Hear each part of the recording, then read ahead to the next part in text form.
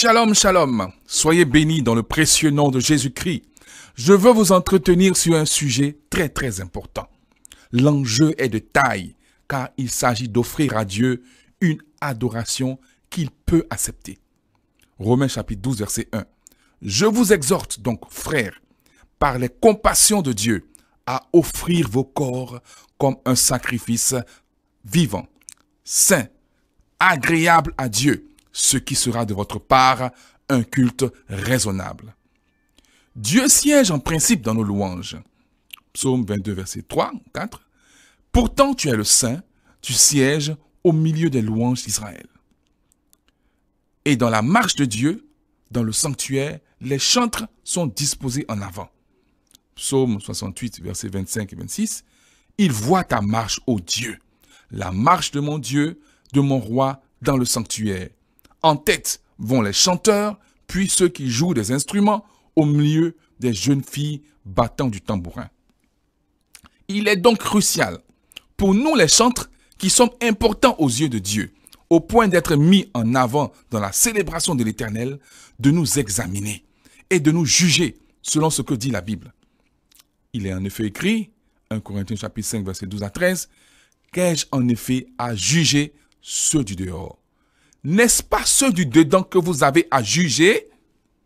Pour ceux du dehors, Dieu les juge. Ôtez le méchant du milieu de vous. » Il est donc de notre devoir de nous exhorter les uns les autres, comme le recommande la parole. Hébreux chapitre 3, verset 13, « Mais exhortez-vous les uns les autres chaque jour, aussi longtemps qu'on peut dire aujourd'hui, afin qu'aucun de vous ne s'endurcisse par la séduction du péché. » La Bible nous enseigne que le royaume de Dieu ne s'acquiert pas dans la négligence et la nonchalance. Matthieu chapitre 11, verset 12. Depuis le temps de Jean-Baptiste jusqu'à présent, le royaume des cieux est forcé et ce sont les violents qui s'en emparent. Paul nous dit également en Philippiens chapitre 2, verset 12, « Ainsi, mes bien-aimés, comme vous avez toujours obéi, travaillez à votre salut avec crainte et tremblement. » Paul lui-même s'impose cette discipline de peur d'être rejeté par le Seigneur. 1 Corinthiens chapitre 9, verset 27. « Mais je traite durement mon corps et je le tiens assujetti, de peur d'être moi-même rejeté après avoir prêché aux autres. » Je veux en somme vous entretenir sur le sujet de la musique chrétienne. Je suis moi-même chantre de l'Éternel. Avant cela, j'ai commencé la musique dans le showbiz mondain en 1968, et ce, pendant 16 ans. J'ai donc joué pendant longtemps dans les cabarets et les boîtes de nuit dans un milieu de prostitution. Je pense avoir acquis un certain discernement pour faire la différence entre les choses du monde et celles de l'Éternel dans le domaine de la musique. Dans notre environnement musical, nous trouvons un bon nombre de musiciens et de chanteurs qui interprètent des chants dits chrétiens dont le contenu est en rapport avec Dieu d'une manière ou d'une autre. Bien souvent, pour les distinguer de ceux qui font de la musique dite profane, on les désigne sous le nom de chantres. Je voudrais ici moi-même, en tant que chantre, que nous soyons éclairés par l'enseignement biblique pour qu'on puisse réellement définir avec précision le mot chantre. Quelques définitions du mot chantre. Je consulte le différents dictionnaires séculiers et je trouve plusieurs définitions. Personne qui assure les chants dans les offices liturgiques. À l'époque de la Réforme, celui qui, dans les communautés protestantes, entonnait, soutenait ou dirigeait le chant. Personne qui glorifie, loue quelqu'un ou quelque chose. Par exemple, il s'est fait le chantre du pouvoir. Celui qui chante dans un service religieux. Un poète épique, lyrique, aussi appelé chantre. Celui qui loue, qui célèbre. De ces différentes définitions, l'on peut retenir que le chantre est un personnage. De ces différentes définitions, l'on peut retenir que le chantre est un personnage qui exalte une personne ou une cause, qu'elle soit séculière ou religieuse. Cependant, nous sommes dans notre cas dans le contexte de la foi chrétienne. Et il convient de définir le chantre selon la foi chrétienne au travers de la parole de Dieu contenue dans la Bible. Qui sont les chantres dans la Bible? Le mot chantre apparaît pour la première fois dans la Bible, dans le livre de Samuel. 2 Samuel 23, verset 1. Voici les dernières paroles de David, fils d'Isaïe, paroles de l'homme haut placé, de loin du Dieu de Jacob, du chantre agréable d'Israël. La première personne à qui le mot chantre a été appliqué dans la Bible est donc le grand roi David. Il est qualifié comme étant le chantre agréable d'Israël. Lisons 1 Chronique chapitre 25. Ce fut sous les règnes de David et de Salomon que des chantres furent établis pour le service de l'autel et du temple. Ils furent choisis parmi les Lévites, qui, étant devenus fort nombreux et n'ayant plus à s'occuper du désassemblement du tabernacle, pouvaient s'adonner à la musique avec d'autant plus de facilité qu'ils n'avaient pas à s'inquiéter de leur subsistance. Il y eut dès le commencement 4000 chantres, conduits et dirigés par Asaph, Éman et Jeduthun, chefs de la musique. Les 24 fils de ces 3 Lévites étaient à la tête de 24 compagnies de chanteurs, et chacun d'eux avait encore sous sa direction 11 maîtres d'un rang inférieur, sans doute pour conduire les chœurs et faire des répétitions partielles. À partir de l'origine des chantres, selon la Bible, nous pouvons tirer plusieurs caractéristiques importantes. 1. Le statut de Lévite. Pour être chantre, il faut avoir le statut de Lévite, c'est-à-dire appartenir à la famille de ceux qui sont consacrés à l'Éternel. Deuxième point, être nommé et établi par l'autorité spirituelle. Troisième point, bénéficier de l'encadrement des conducteurs spirituels et des aînés.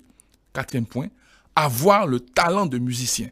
Cinquième point, servir Dieu en tant que ministre.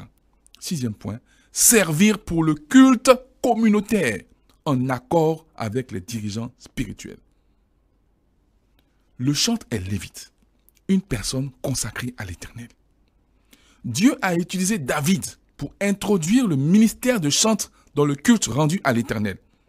David a choisi pour ce ministère de haut niveau des personnes consacrées à l'Éternel, les Lévites. Nous lisons 1 Chronique chapitre 6, versets 1, 31 et 32. Fils de Lévi, Gershom, Kehath et Merari. Voici ce que Dieu a établi par David pour la direction du chant dans la maison de l'Éternel, depuis que l'arche eut un lieu de repos. Ils remplirent les fonctions de chantre devant le tabernacle, devant la tente d'assignation, jusqu'à ce que Salomon eût bâti la maison de l'Éternel à Jérusalem, et ils faisaient leur service d'après la règle qui leur était prescrite. Nous voyons ici que, en ce temps, le premier critère pour exercer le service de chantre est la consécration à l'Éternel. David n'était pas lui-même un lévite, mais il a choisi d'établir comme chantre des lévites, sans doute pour marquer le caractère sacré de ce ministère réservé aux personnes consacrées à l'Éternel. 1 Chronique chapitre 9, verset 33. Ce sont là les chantres, chefs de famille des Lévites, demeurant dans les chambres, exempts des autres fonctions, parce qu'ils étaient à l'œuvre jour et nuit. Le statut de Lévite est très particulier et avait de grandes exigences, puisqu'ils étaient consacrés à une fonction sacrée dans le saint temple de Dieu. Leur habillement pendant le service était même considéré comme sacré. 2. Le chantre est choisi par Dieu et nommé par le biais de l'autorité spirituelle. Nous le voyons en 1 Chronique chapitre 20, verset 21. Puis, d'accord avec le peuple, il nomma des chantres qui, revêtus d'ornements sacrés et marchant devant l'armée, célébraient l'Éternel et disaient « Louez l'Éternel, car sa miséricorde dure à toujours. » D'autre part, nous n'allons pas entrer dans les détails des procédures de purification et de sanctification auxquels devaient obligatoirement se soumettre les Lévites dans le service à l'Éternel, le Saint d'Israël. Tout le service devait se faire selon les règles établies par Dieu. Et Dieu n'admettait pas des règles étrangères. Nous le voyons dans le passage de Lévitique, chapitre 10, versets 1 à 3. Les fils d'Aaron, Nadab et Abihu, prirent chacun un brasier. Ils mirent du feu et posèrent du parfum dessus. Ils apportèrent devant l'Éternel du feu étranger, ce qu'il ne leur avait point ordonné. Alors le feu sortit de devant l'Éternel et les consuma. Ils moururent devant l'Éternel. Moïse dit à Aaron, c'est ce que l'Éternel a déclaré lorsqu'il a dit, je serai sanctifié par ceux qui s'approchent de moi et je serai glorifié en présence de tout le peuple. Aaron garda le silence.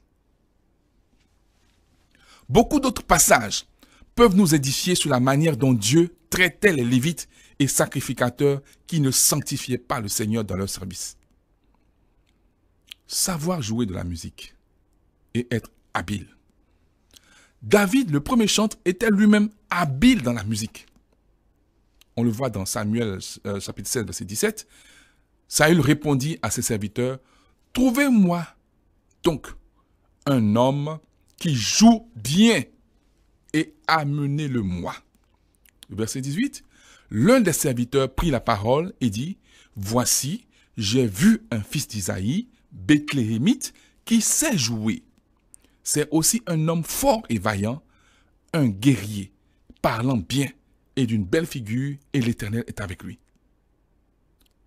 Lisons Amos, chapitre 6, verset 5. « Ils extravaguent au son du luth, ils se croient habiles comme David sur les instruments de musique. » Les chefs des chantres étaient également choisis pour leur habileté en musique. Chronique 15, verset 22. Kenania, chef de musique parmi les Lévites, dirigeait la musique car il était habile. Et dans tous les cas, ils doivent être habiles et consacrés à Dieu. Comme nous l'expliquent les textes de Nombres, chapitre 3, verset 12 et 1 Chronique 9 et 33. Les chantres sont dans la Bible des Lévites, choisis par Dieu, lui appartenant et œuvrant continuellement dans le temple. Ils n'ont donc aucune autre fonction que celle d'amener le peuple à glorifier Dieu. Servir Dieu en tant que ministre. Avant de vouloir exercer dans ce ministère, il nous faut d'abord comprendre ce que cela implique. Celui qui intervient dans un ministère, quel qu'il soit, est un ministre. Et ce terme ministre provient du grec diakonos, qui signifie serviteur.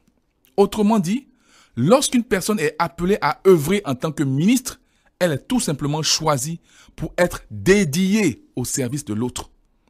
Et sur le plan religieux, cela implique que ce ministre n'a pas d'autre fonction que celle de rendre service à son Église, puisqu'il a été appelé par Dieu pour accomplir une fonction précise et définie par Dieu. Pour intégrer ce ministère ou un autre, il faut donc avoir reçu l'appel de Dieu et avoir conscience des responsabilités qui en découlent. Voyons cela dans la parabole des talents. Matthieu chapitre 25, versets 14 à 30 plutôt. Enfin, n'oublions pas que le don de chantre, don spirituel accordé par l'Esprit Saint, a pour unique but de faire croître spirituellement l'Église de Dieu. En clair, ce don peut être plaisant et le chantre peut ressentir de la joie ou même éprouver un certain désir de s'améliorer dans son domaine. Pour autant, son don devrait être au service de l'Église. En effet, les textes de Romains chapitre 12, versets 1 à 8 et 1 Pierre chapitre 4, verset 10 nous expliquent clairement qu'un don spirituel n'est pas pour notre épanouissement ou nos besoins personnels, mais plutôt pour l'édification de l'Église.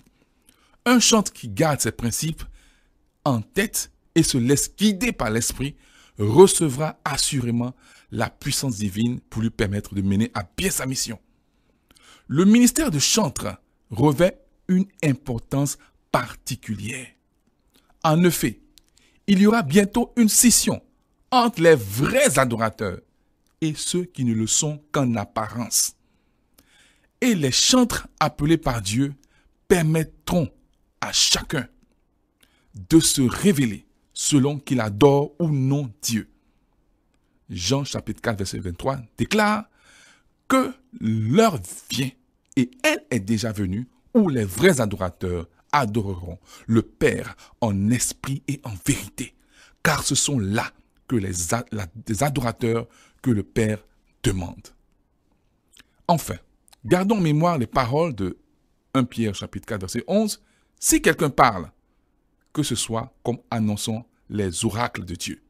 Si quelqu'un remplit un ministère, qu'il le remplisse selon la force que Dieu communique, afin qu'en toute chose, Dieu soit glorifié par Jésus-Christ, à qui appartiennent la gloire et la puissance au siècle des siècles. Amen.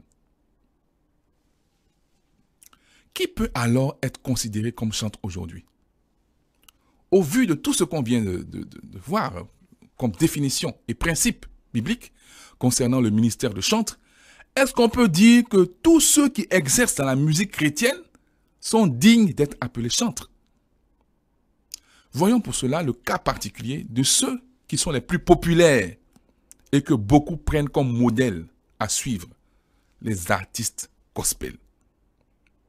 Les artistes gospel peuvent-ils être considérés comme des chantres de l'Éternel?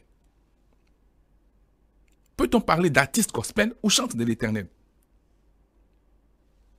Nous voyons souvent dans les médias, chaînes de télévision, dites chrétiennes ou pas, sur les réseaux sociaux, Internet, etc., des chanteurs et des musiciens gospel qui présentent des chansons qui parlent plus ou moins de Dieu. Ils ont beaucoup de talent, ils ont du succès auprès des chrétiens et même aussi avec les non-chrétiens. C'est ainsi que dans nos églises, ils sont considérés comme des stars de la chanson chrétienne. Et les musiciens et chantres qui exercent dans nos églises en font des modèles à suivre et s'efforcent de copier leurs compositions et interprétations. Plus ces artistes sont célèbres, plus ils sont copiés et interprétés par nos groupes musicaux. Qu'est-ce qu'un artiste gospel en réalité? Il est important de savoir qu'aujourd'hui, la plupart des artistes gospel, plus ou moins célèbres, qui apparaissent sur nos écrans de télévision ou Internet, fonctionnent selon le système du showbiz. Oui, j'ai fonctionné à fond dans le showbiz mondain pendant de nombreuses années, comme je l'ai mentionné plus haut. Étant païen, j'ai même sorti un disque vinyle 33 tours de l'époque où il n'existait pas encore de CD, en 1982. Cet album était intitulé « Isabella, on peut m'exiler à cause de toi ».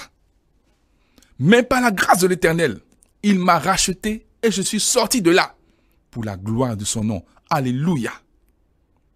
Aujourd'hui, étant devenu enfant de Dieu et chantre par sa grâce depuis plus de 35 ans, je rencontre et je connais beaucoup d'artistes gospel et même leur histoire.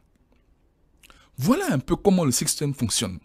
Un professionnel non chrétien, la plupart du temps, qui est un producteur, recherche de grands talents musicaux, très bons chanteurs ou très bons musiciens. Il investit en tant qu'homme d'affaires sur ses talents pour pouvoir gagner le maximum d'argent en retour.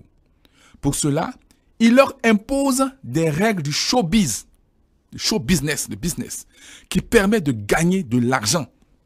Par conséquent, ces talents doivent adopter un style musical, un habillement qui peuvent plaire au maximum de personnes et surtout au monde, puisque c'est dans le monde qu'il y a le plus d'acheteurs.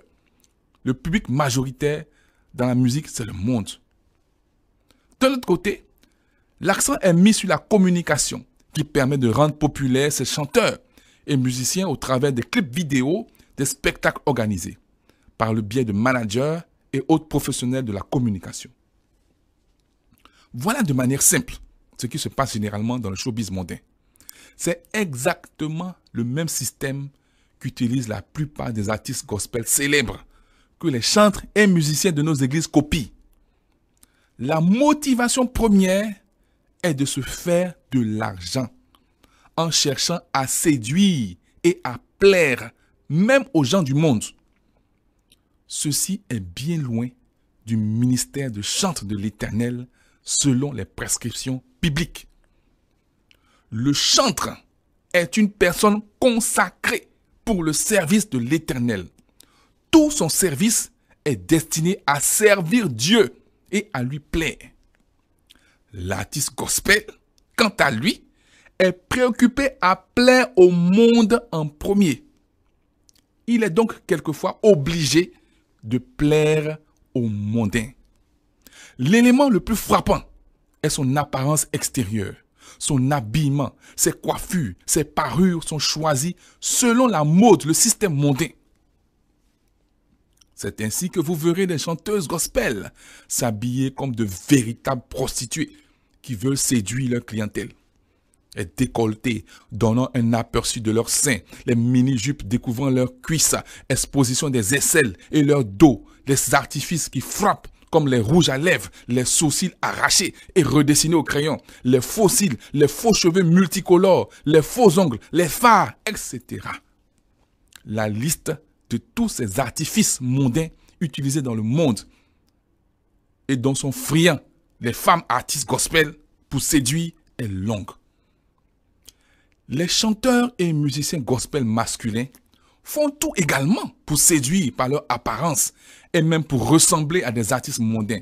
Dreads, boucles d'oreilles, coloration des cheveux, des jeans bad boy, etc. Tout y passe.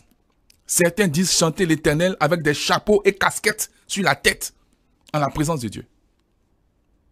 D'ailleurs, ces artistes gospel, hommes et femmes, hommes à plusieurs femmes, qui ont plusieurs femmes, se marient rarement. Et ceux qui sont mariés ont des foyers instables et se permettent des divorces et des remariages. Ils n'hésitent pas à faire des ravages en commettant fornication et adultère avec les sœurs et femmes mariées dans les églises. J'en connais un bon nombre dans ce cas, que j'ai plusieurs fois exhortés à la repentance. Certains, en bons enfants de Dieu, se sont repentis sincèrement, tandis que d'autres s'endurcissent et continuent dans leur désordre. Je voudrais à ce propos rappeler que l'objectif de ce message n'est pas de condamner impitoyablement les gens, mais répond à la recommandation de Hébreux chapitre 3 verset 13. Mais exhortez-vous les uns les autres chaque jour, aussi longtemps qu'on peut dire aujourd'hui, afin qu'aucun de vous ne s'endurcisse par la séduction du péché. Les artistes gospel semblent ne pas vouloir aimer la parole de Dieu. Ils n'ont d'ailleurs pas de Bible pour certains. Ils s'arrangent ainsi toujours pour sortir de la salle au moment des prédications et exhortations qu'ils fuient d'ailleurs souvent. D'ailleurs, bon nombre d'entre eux ne fréquentent pas d'église locale. Ils n'ont pas d'église locale fixe. S'ils sont invités à exercer leur ministère, ils exigent souvent, en dehors de leurs frais de transport, des cachets élevés, pouvant atteindre plusieurs millions de francs, avant de pouvoir monter sur scène. Un chantre de l'Éternel doit être totalement différent et se détourner de tout cela au lieu de copier ses comportements. Avec tout ce que je viens d'exposer, on voit qu'il y a une différence très nette entre un chantre de l'Éternel et un artiste gospel. Voyons maintenant quelques exemples frappants d'artistes gospel très populaires, les plus célèbres et ayant un succès mondial. Vous verrez qu'ils sont très loin de la définition et des caractéristiques du chantre consacré à l'Éternel. Et ils illustrent très bien les déviances que nous avons citées plus haut. Quelques exemples d'artistes gospel célèbres. Nous commençons par Mahalia Jackson. Elle est considérée comme une des plus grandes chanteuses de gospel et surnommée la reine du gospel, The Queen. Très jeune, Mahalia Jackson se produit dans la chorale de l'église baptiste de la Nouvelle-Orléans où prêche son père et écoute en cachette les disques de Bessie Smith qu'elle admire. Mais sachez que Bessie Smith était une chanteuse profane de musique blues à la voix puissante. Elle était homosexuelle. Mahalia Jackson devient l'une des premières voix de la Greater Salem Baptist Church avant de rejoindre Robert Johnson, qui vient de fonder le premier groupe mixte de gospel professionnel. En 1946 et en 1947, celle que l'on surnomme couramment la reine du gospel enregistre une série de titres pour le label Apollo. Plusieurs disques, dont un disque vendu à plus d'1 million d'exemplaires, ainsi que le fameux hymne baptiste Amazing Grace, qui la révèle au public américain. C'est une grande vedette, gérant parfaitement sa carrière, mais cédant parfois aux exigences commerciales des producteurs pour élargir. Pourquoi? Pour pouvoir élargir son audience. Mahalia Jackson participe aux rendez-vous européens tels que le Festival de jazz d'Antibes Juan Lepin. Nous notons ici, dans cette biographie, quelques traits qui ne correspondent pas à la qualité de chantre, selon les normes bibliques. Le fait d'admirer une chanteuse profane, de surcroît homosexuelle, éventuellement de la copier. Le fait d'obéir aux exigences commerciales, aux intérêts commerciaux des producteurs qui leur exigent de participer, par exemple, à des festivals mondains. Voyons le cas de Aretha Franklin. Elle est fréquemment surnommée The Queen of Soul, la reine de la soul. Son père est pasteur baptiste, originaire de Shelby, dans le Mississippi, tandis que sa mère est pianiste et chanteuse de gospel accomplie. À la mort de sa mère, Aretha Franklin commença à chanter en tant que choriste à l'église baptiste New Bethel, en commençant par l'hymne Jesus, Be the Fence Around Me. À 12 ans, son père commence à la diriger. Il l'emmène ainsi sur la route avec lui lors de cette tournée dite Gospel Caravan, pour qu'elle se produise dans différentes églises. Il a fait par ailleurs signer son premier contrat chez JVB Records. À l'âge de 18 ans, Aretha confie à son père qu'elle aspire à suivre Sam Cooke et à enregistrer des musiques profanes, R&B et pop. Ce qui est curieux pour l'époque, où passer de la musique sacrée à la musique profane n'est souvent pas accepté. Et pourtant, le révérend, son père, Franklin, se montre compréhensif et encourage même sa fille. En 1964, Aretha commence à enregistrer davantage de musique pop, la musique profane, et atteint le top 10 du palmarès R&B. En 1972, Aretha revient à ses racines gospel et enregistre l'album Amazing Grace, dans lequel elle interprète lors d'un office religieux des cantiques et des standards. Elle a à cœur de montrer que musique sacrée et musique profane pop ne sont pas opposées. Le disque est enregistré sur 2 soirs dans l'église de James Cleveland à Los Angeles. Son père est présent, tout comme la famille Ward ainsi que Mike Jagger. Amazing Grace se vend dans l'année à plus de 2 millions d'exemplaires et à ce jour l'album gospel le plus vendu de l'histoire. Écoutons un peu sa vie. Aretha Franklin s'est mariée 2 fois. Elle épouse Ted White en 1961 à l'âge de 19 ans. Aretha rencontre White pour la première fois lors d'une fête organisée chez elle en 1954. White est à l'époque le compagnon de la chanteuse blues Dinah Washington. Après un mariage controversé et un certain nombre de violences domestiques, Aretha se sépare de White en 1968 et divorce en 1969. Aretha Franklin épouse ensuite l'acteur Glynn Turman le 11 avril 1978 dans l'église de son père à Détroit. Aretha devient la belle-mère des 3 enfants de Glynn issus d'un précédent mariage. Aretha et Glynn se séparent finalement en 1982 après le retour d'Aretha dans le Michigan. Le couple divorce en 1984. En 2012, Aretha Franklin annonce son prochain mariage, 3e, avec son compagnon de longue date, Willie Wilkerson. Elle et Wilkerson s'étaient déjà fiancés 2 fois auparavant. Aretha annule cependant le mariage sans aucune explication. Autre observation.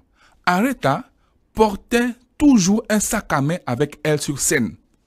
Ce sac contenait le montant de sa prestation en espèces. La chanteuse ne voulait pas monter sur scène tant qu'elle n'avait pas été payée au préalable.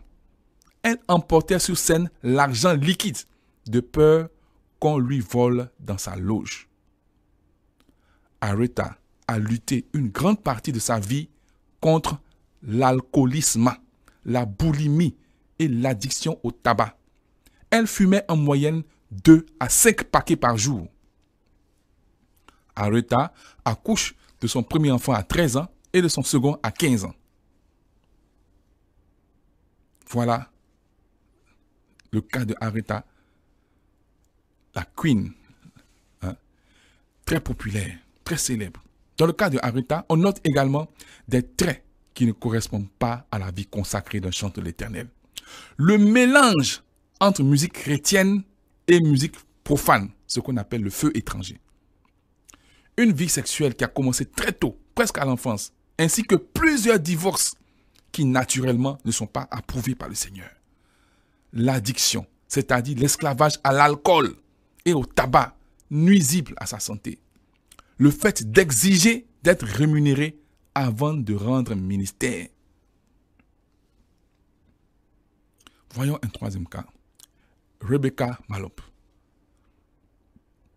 connue professionnellement sous le nom de Dr. Rebecca Mallop, est une chanteuse de gospel sud-africaine, primée à plusieurs reprises. Elle est connue comme la reine africaine du gospel. La reine africaine du gospel. Sa carrière musicale s'étend sur plus de 3 décennies. Elle a vendu au moins 10 millions d'albums dans le monde, ce qui fait d'elle l'une des artistes gospel les plus vendues de tous les temps. La plupart des 36 albums qu'elle a publiés ont atteint le stade de multiplatine. En tant qu'enfant, elle et ses sœurs ont chanté des hymnes dans leur église locale.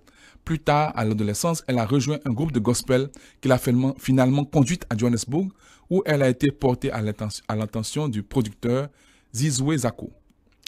Elle a eu du mal à trouver une maison de disques. Finalement, elle a obtenu un contrat d'enregistrement avec MFM. Mais à MFM, on lui dit que la musique gospel est interdite.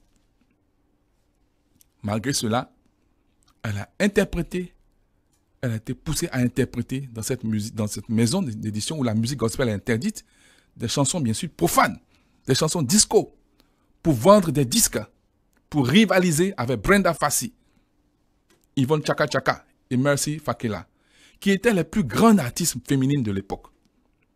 En 1990, Mallop, Rebecca, a publié Buyani.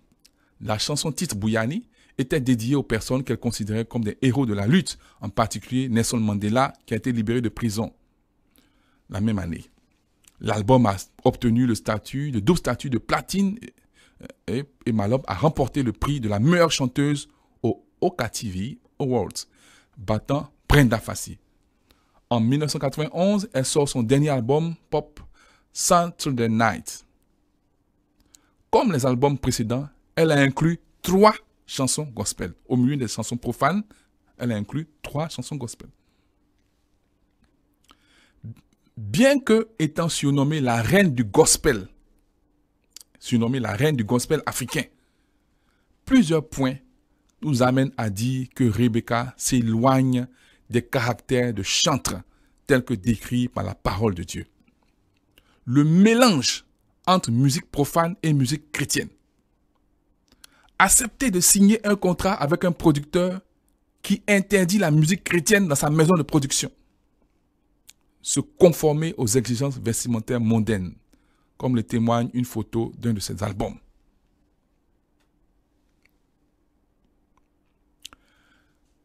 Voyons le cas de Brenda Fassie, qui est considérée par plusieurs comme une chanteuse gospel. Elle était plutôt une chanteuse de variété sud-africaine.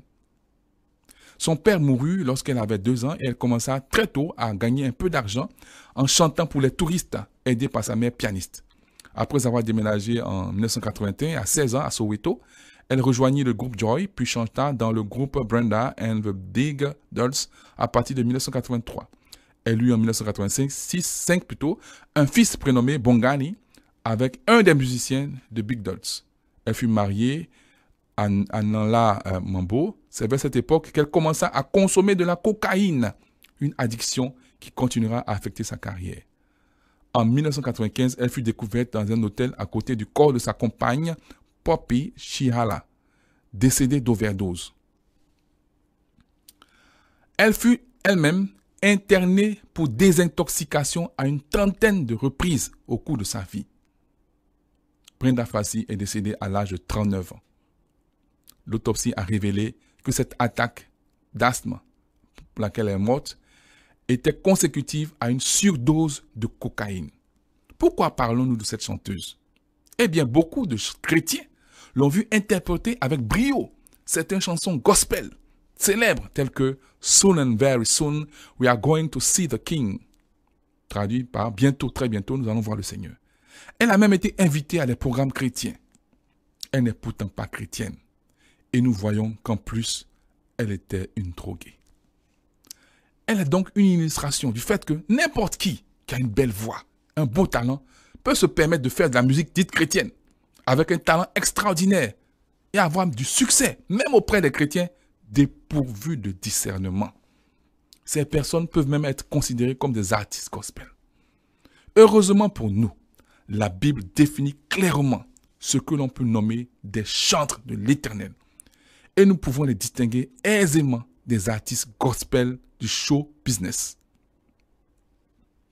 Otis Redding, né le 9 septembre 1941, mort le 10 décembre 1967 dans un accident d'avion, passe toute son enfance en Géorgie. Son père gagnait sa vie à temps partiel en tant que révérend, en pasteur. L'influence religieuse familiale se ressent dans beaucoup de ses chansons. Très vite, Otis Redding doit quitter l'école pour subvenir aux besoins de sa famille et occupe divers petits boulots. Il est notamment batteur dans des groupes de gospel le dimanche matin pour $6 la matinée. Sa collaboration avec Carla Thomas en 1967 donne notamment des chansons Lovely Dove et Trump, enchaînant insulte sur insulte. Otis Redding est un exemple de musicien dont le père est pasteur et qui a débuté la musique dans l'église en tant que chanteur, mais qui a fini comme artiste mondain. Nous développons sur ce sujet la dernière partie du message qui traitera de comment former et encadrer les chantres dans le ministère aujourd'hui pour éviter ce genre de cas. Marvin Gaye est un chanteur et auteur-compositeur américain mort le 1er avril 1984. Il est tué par son père pasteur, après une dispute familiale, la veille de son 45e anniversaire. Très jeune, il fréquente régulièrement l'église où il s'exerce à la musique en chantant et en pratiquant le piano et la batterie.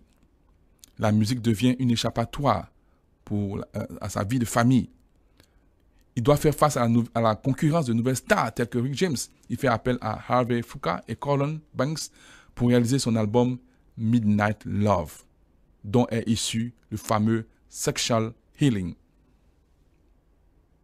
Nous venons de voir ici encore un exemple de chanteur qui a commencé dans l'église, dont le père est pasteur et qui a fini dans le monde. Ces cas typiques d'artistes gospel très célèbres et mondialement connus nous permettent de voir beaucoup de choses dans leur vie personnelle et dans leur ministère qui les disqualifient de l'appellation chantre de l'Éternel. Il y a de nombreux cas dans nos milieux ouest-africains locaux et j'en connais beaucoup en Côte d'Ivoire, au Nigeria, au Togo, au Ghana, en Afrique du Sud, etc. Et j'ai évité de mentionner leur nom ici.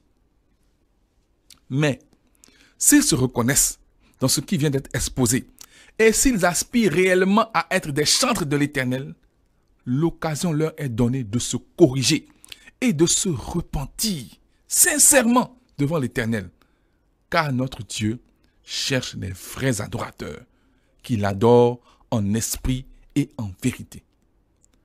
J'en profite également pour m'adresser à l'Église et notamment aux pasteurs. Bien souvent, nos enfants qui grandissent dans l'Église, enfants de pasteurs, de diacres, de fidèles, etc., aspirent à devenir musiciens et chantent. Les pasteurs ainsi que les parents des enfants doivent veiller à ce que ceux-ci ne s'égarent pas pour finir dans le monde, comme ce fut le cas pour plusieurs des artistes gospel célèbres, nés de parents pasteurs, qu'on a vus plus haut. Il est essentiel d'enseigner la sanctification aux chantres. Lévitique 10, verset 3, Moïse dit à Aaron, « C'est ce que l'Éternel a déclaré lorsqu'il a dit, « Je serai sanctifié par ceux qui s'approchent de moi, et je serai glorifié en présence de tout le peuple. » Aaron garda le silence. Les enfants d'Aaron, le sacrificateur, qui ont grandi auprès de lui, avaient pourtant apporté le feu étranger et ils ont été frappés de mort. Le ministère de chantre n'est pas à prendre à la légère et Dieu l'utilise pour sa gloire. Deutéronome chapitre 31 verset 19. Maintenant, écrivez ce cantique, enseignez-le aux enfants d'Israël, mets-le dans leur bouche et que ce cantique me serve de témoin contre les enfants d'Israël. En somme, tout comme au temps de Moïse, les cantiques sont des messages de l'Éternel enseignés par les chantres au peuple de Dieu. Les chantres mettent ainsi les cantiques dans la bouche du peuple et cela sert de témoin pour l'Éternel entre son peuple et lui. Les chantres sont donc censés apporter un message de la part de l'Éternel dans leur ministère. Après tout ce qu'on vient de voir, comment former et encadrer de véritables chantres de l'Éternel? Bien souvent, le comportement des chantres non conformes aux valeurs bibliques relève du manque de connaissances et de l'ignorance. Dans la Bible, nous voyons que les chantres étaient très bien organisés et très bien encadrés, de telle sorte que le genre d'erreur que nous dénonçons aujourd'hui dans le rang des chantres ne pouvait pas se trouver en leur sein. Tout d'abord, c'est la plus haute autorité du royaume qui nommait les chefs des chantres, en l'occurrence le roi David lui-même. Et il a nommé des personnes consacrées. Que se passe-t-il aujourd'hui dans nos églises? La plupart des musiciens et choristes sont recrutés le plus souvent sur la base de leur talent. On ne se préoccupe pas de leur vie spirituelle. Il suffit de savoir chanter, de savoir jouer d'un instrument. D'autres dirigeants n'hésitent pas à aller recruter des musiciens païens, dont certains sont des artistes gospel, qui continuent à jouer dans les milieux mondains, pourvu qu'ils produisent de la bonne musique qui fait danser les gens à l'église. Pour ces dirigeants, seul le résultat compte. C'est-à-dire, quel résultat? La musique qui permet aux gens de se réjouir, de réjouir les oreilles des hommes et qui les encourage éventuellement à donner des offrandes. Pour les oreilles des hommes, c'est peut-être de la bonne musique. Comme par exemple, ceux qui n'ont pas hésité à solliciter un artiste qui nage dans la drogue pour interpréter des chants gospel destinés à évangéliser et à adorer Dieu. Mais pense-t-il un seul instant à ce que le destinataire des louanges, c'est-à-dire Dieu, pense de cela? Amos 5, 21 dit, « Je hais, je méprise vos fêtes, je ne puis sentir vos assemblées. » Verset 22, « Quand vous me présentez des holocaustes et des offrandes, je n'y prends aucun plaisir, et les veaux engraissés que vous sacrifiez en action de grâce, je ne les regarde pas. » 23, « Éloigne de moi le bruit de tes cantiques, je n'écoute pas le son de tes luttes. » Il est donc important pour les dirigeants de sélectionner des personnes réellement converties, nées de nouveau, et qui marchent dans la consécration. Avant toute intégration dans le groupe des chantres, chaque postulant doit, par exemple, bénéficier d'un bon témoignage auprès de l'Église. Les musiciens et choristes doivent être sous la direction d'un dirigeant spirituel. 1 Chroniques chapitre 25 verset 6, tout cela était sous la direction de leur père pour le chant de la maison de l'Éternel, et avaient des cymbales, des luttes et des harpes pour le service de la maison de Dieu. Asaph, Jeduthun et Héman recevaient les ordres du roi. Les chantres doivent être confiés à des personnes matures, spirituelles, qui les suivent comme des pères. Cela peut être un pasteur, un diacre ou des dirigeants spirituels capables de les suivre rigoureusement et de leur enseigner la vérité, les exhorter selon la parole de Dieu. Il est important d'insister sur ces qualités du dirigeant. Dans les exemples que nous avons vus, en effet, précédemment concernant les artistes gospel célèbres, plusieurs d'entre eux ont en quelque sorte grandi dans l'église depuis l'enfance. Ils sont même fils ou filles de pasteurs. Mais cela n'a pas empêché leur déviance et qu'ils deviennent artistes mondains.